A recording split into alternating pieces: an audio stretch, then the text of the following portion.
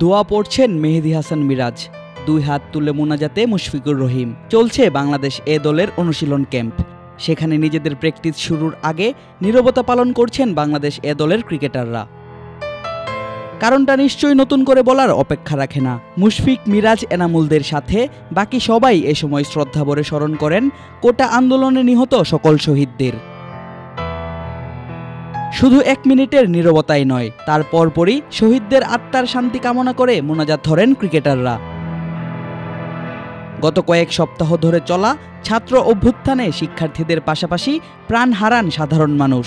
সেই তালিকায় আছেন সাংবাদিক, দিনমজুর থেকে শুরু করে বিভিন্ন শ্রেণী পেশার অসংখ্য মানুষ। সকলের জন্যই প্রার্থনা করা হয় সৃষ্টিকর্তার নিকট। বুধবার সকালে এমন দৃশ্য দেখা যায় মিরপুর শেরেবাংলা ক্রিকেট স্টেডিয়ামে। পাকিস্তান সিরিজকে সামনে রেখে চলছে বাংলাদেশ এ দলের অনুশীলন ক্যাম্প। সেখানে নিজেদের ফিটনেস এবং ফর্ম নিয়ে কাজ করছেন টাইগার ক্রিকেটাররা।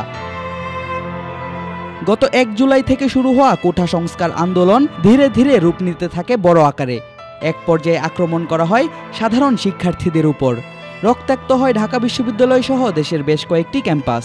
তারপর থেকেই শিক্ষার্থীদের উপর নির্যাতনের বিরুদ্ধে মুখ খুলতে থাকেন ক্রিকেটাররা।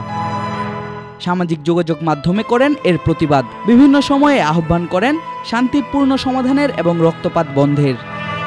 250-টিরও বেশি ডিজাইন অপশন নিয়ে ওয়ালটন স্মার্ট ফ্রিজ, বোঝে আপনার প্রয়োজন। 10 আগস্ট থেকে পাকিস্তানে শুরু হবে পাকিস্তান এ দলের বিপক্ষে বাংলাদেশ এ দলের সিরিজ, যেখানে থাকবে 2টি 4 দিনের টেস্ট এবং 3টি ওডিআই ম্যাচ।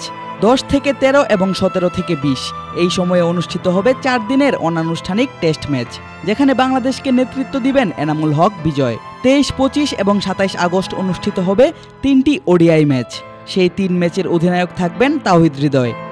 সবগুলো খেলাই অনুষ্ঠিত হবে পাকিস্তানের ইসলামাবাদে। আদিব আশরাফ, ক্রিক ফ্রেঞ্জি।